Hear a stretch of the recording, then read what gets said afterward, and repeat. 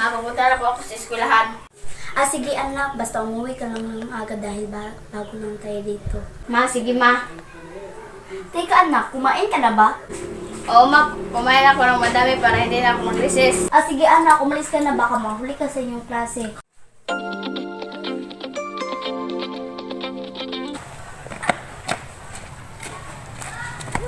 Teka, Juna. Di ba sabi ng guru natin, may bago na tayong klase?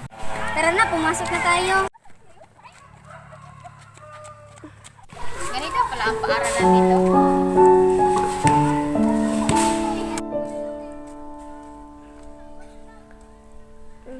Ang ganda mo na yung party dito. Sana marami akong kaibigan dito.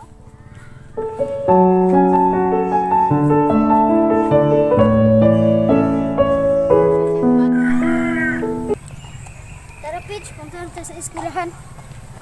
Sige, maglaro tayo ng basketball. Naku, Peach, hindi papayag ang ina ko. Baka mabasa ang likod ko. Talaga nga dyan, sino lang, baka papayag yun. Ben, tayin mo naman ako!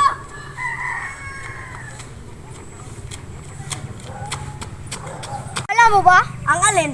Gusto ni Peach Maui na maglaro ng basketball. Tapos, ganun ba? Sige, punta tayo sa paaralan. Sige.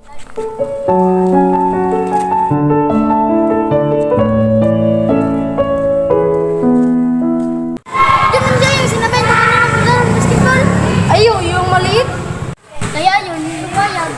Baka hindi sila marunong maglaro. Stoy, laro tayo! Ayaw namin, baka malis kami. Ha? Ano lang to? Ayun, kasi. Ayaw nila, susunod na kay mama.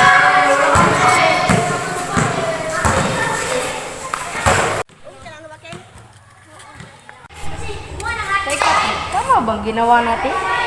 Hindi, bakit kasi kanila ko kumangko? Kasi hindi naman tamang ginawa natin.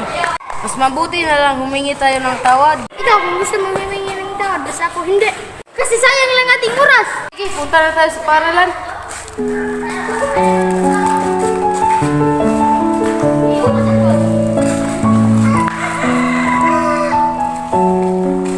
Magandang umaga, ma'am.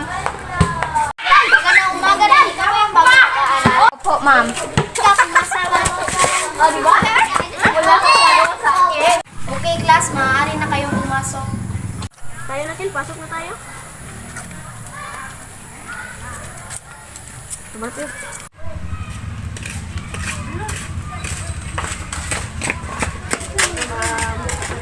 Hi, ma'am! Ang ganda niyo po, ma'am!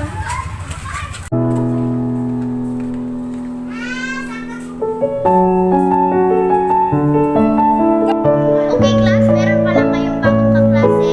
Ma'am, alam na namin, ma'am. Kahapon lang. Iya, pumunta ka dito sa harapan. At ipakilala ang iyong sarili. Magandang umaga, ma'am. Magandang po pala si Krelin May Esibalyo. 11 ulang. Nakatira po ako sa Puroktos, Kamansin. Maaari ka lang umupo, iha. Excuse me, ma'am. Di ba po sabi mo kahapon, manonood tayo ng TV? Oo nga pala, no? Sige, i-on ang TV at manood kayo. 3 hours later. Okay, class, you can go home now. Okay, ma'am. Okay, ma'am.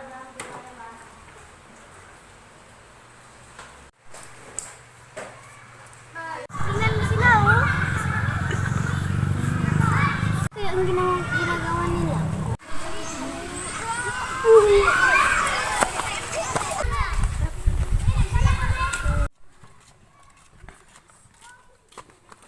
Ito ang maharap sa dinadaanan namin. Oo nga. Basta nga dyan?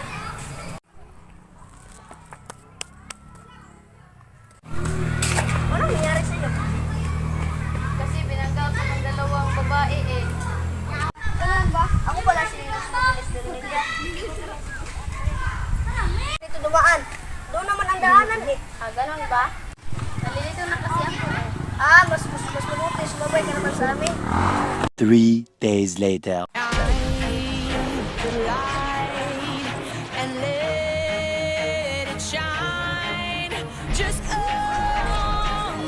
Rilin, pasensya na sa ginawa ko. Okay lang yun, basta wag mo nang ulitin. Salamat ay dahil pinatawan mo pa ako. Ay, tika, saan ka ba pupunta? Wala namang pasok ngayon eh. Sige, sabi lang tayo hinimasok. Tika, saan ka pupunta, MJ? Sa bahay lang. Kasi alam na ni Kenten na walang pasok. Walang tayong po umuwi. Wait, tara. Asan kayo pupunta? Sa bahay namin. Ganun ba? Sige, punta na kami. Paalam! 3 hours later. Sana nandito pa yun.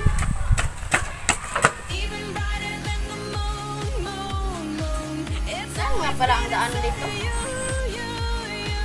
Ayun. Ano ginagawa mo dito? Dito kasi ako eh. Hinahanap ko yung daanan. Kita ko bang phone? Wala. Bakit? Nawala ba yung phone mo? Pwede mo ba akong tulungan natin yung phone ko?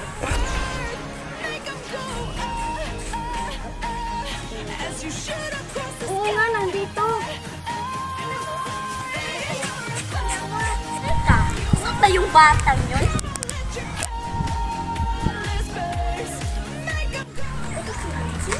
Mama ko yan eh. Harap ka ng mama mo. Ikaw bata ka, halika nga dito. Uwi. Pero nandito na ako sa daan. Pero ate, tinulungan niyo po kasi ako maghanap ng phone ko. Nawala po kasi eh. Ganun ba? O sige. Sige po, mauna na po ko. Sige iha.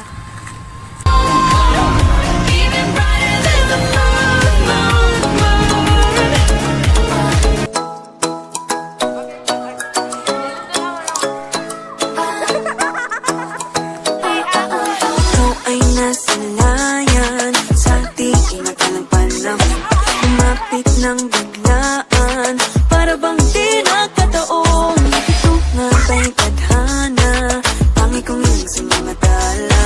Mga pintig ng puso'y nakalaan para sa'yo. Following your footprints in the sand, walking with you on this island. Guided by the grip of your hand, I can feel you